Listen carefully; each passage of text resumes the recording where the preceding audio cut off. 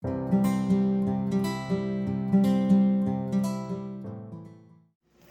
comenzar, resulta importante hacer una breve referencia a los autores del texto del que conversaremos esta vez, Will Kymlicka y Wayne Norman. El primero, Kymlicka, es politólogo de origen canadiense y un referente actual en el tema de la filosofía política, graduado de la Universidad de Oxford y catedrático en la Queen's University, en Ontario, Canadá. Entre sus trabajos representativos podemos encontrar el de Introducción a la Filosofía Política. Mientras tanto, con respecto al segundo, Norman es actual profesor de ética en el Departamento de Filosofía y del Instituto Kennan de la Universidad de Duke. Especializado en filosofía política y ética empresarial, principalmente ha manejado asuntos de ciudadanía y nacionalismos. Ambos, entonces, en coautoría, elaboraron el texto El retorno del ciudadano, una revisión de la producción reciente en teoría de la ciudadanía, el cual trae aportes interesantísimos con respecto al concepto propiamente dicho de ciudadanía y que da razones acerca de que el interés de este concepto va a estar rodeado, digamos, por unos acontecimientos de carácter político y de nuevas tendencias a nivel mundial. De esta forma, podemos decir que se logra observar que la estabilidad de las democracias modernas ya no van a depender exclusivamente, como nos habían querido mostrar por mucho tiempo, de la justicia propiciada por el orden institucional o estructural del Estado, lo que en el texto se señala como estructura básica, sino también de unas cualidades y actitudes que los ciudadanos van a tener que realizar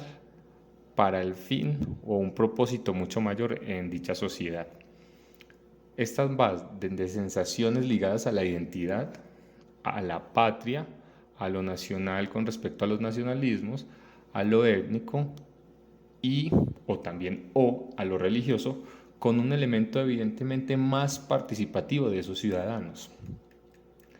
De esta forma, todo esto lleva a que surjan unas teorías que se van a enfocar en la identidad y en la conducta ciudadana a escala individual, que va a incluir el concepto de responsabilidades. Pero para evitar abordar el tema como una teoría en abstracto, Kymlicka y Norman introducen unos elementos que diferenciarán el análisis de aquellos surgidos desde la filosofía política que se centró en abordar o en estudiar estructuras o instituciones, y estos van a ser las virtudes cívicas y la identidad ciudadana. A partir de allí entonces, también buscarán superar la confusión de la noción de ciudadano como condición con connotación de carácter legal y la noción de ciudadano como actividad que tiene que ver más con el buen ciudadano. Tenemos entonces que durante la posguerra surgió toda una corriente, cuyo principal exponente podemos decir que fue Thomas Marshall, que determinaba que lo ciudadano, o la condición, mejor dicho, de ciudadano, estaba delimitada por la posesión de unos derechos que le permitirían a esta persona ser tratada como un miembro pleno de una sociedad entre iguales. Entonces Marshall va a diferenciar tres clases de derechos: los derechos civiles, los derechos políticos y los derechos sociales. Y con tal clasificación y expansión de derechos durante el siglo XIX y XX se daría lugar a diferentes clases de ciudadanos, por así decirlo, refiriéndose, por ejemplo, a la reivindicación de derechos a ciertos grupos poblacionales, como lo serían las mujeres, como lo serían los obreros o trabajadores, los negros y demás grupos que históricamente habían sido excluidos. Retomando Marshall,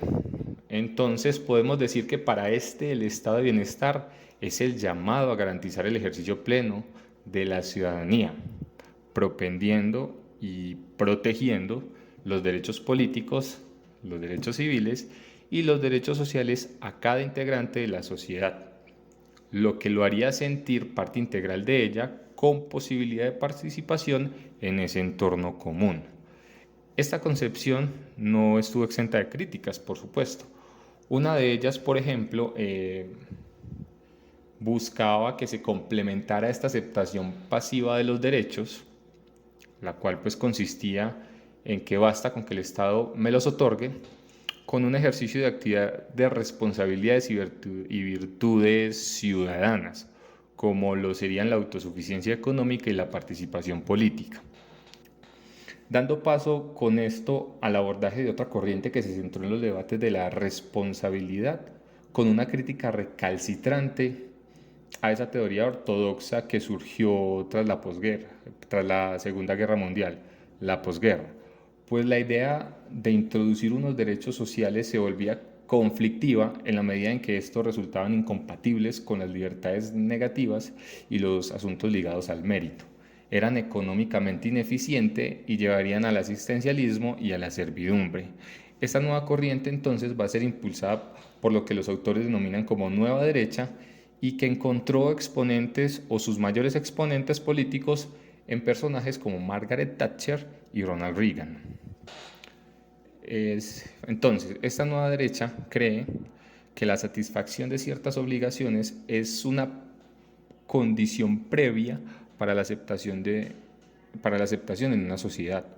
Algo así como quien no cumple un mínimo de obligaciones se convierte en una carga. Y van a determinar que una política social efectiva es aquella que coloca a sus beneficiarios obligaciones que son comunes a todos los ciudadanos sin excepción alguna. De esta forma, y de acuerdo con los autores, entonces los pobres deben focalizarse en su responsabilidad de ganarse la vida, cumpliendo con su obligación de autoabastecerse y no centrarse netamente en la idea del Estado benefactor que debe garantizar sus derechos en pleno. Ante este escenario impuesto por el modelo de la nueva derecha, desde las izquierdas se propuso repensar la ciudadanía desde lo social, que pese a ciertas contradicciones entre propuestas surgidas entre esas mismas izquierdas, se pueden encontrar posiciones en las que se muestra que resulta inútil imponer obligaciones cuando no existen verdaderas oportunidades y que podemos decir que si bien puede aceptarse el principio de que la ciudadanía implica tanto derechos como responsabilidades, ha de considerarse que los derechos de participación deben preceder en cierto sentido las responsabilidades. Surge entonces la consigna de que será entonces la de que solo es apropiado exigir el cumplimiento de las responsabilidades una vez que se han asegurado los derechos de participación. A estas consignas también ha aportado las nuevas teorías feministas con la resignificación de los conceptos de autoabastecimiento, el cual surge desde una estructura netamente patriarcal y en la que el hombre es la cabeza de la familia y la mujer está supeditada principalmente en asuntos económicos a él, así como la necesidad de rediseñar asuntos relativos, por ejemplo, al trabajo y las oportunidades laborales igualitarias tanto para mujeres como para hombres. También se pueden encontrar dentro del texto propuestas de bastante relevancia en las que se opta por descentralizar y democratizar el estado de bienestar, dando más poder a las agencias que desarrollan los programas sociales, dando más control, obviamente, a sus beneficiarios. Y de esta forma se podrá garantizar un adecuado ejercicio de los derechos de participación, los cuales se van a sobreponer a los de mero bienestar, que eran los que implementaban netamente el conocido estado de bienestar. Se hace necesario también abordar temas relativos a las virtudes cívicas y a la preocupación genuina por lo público.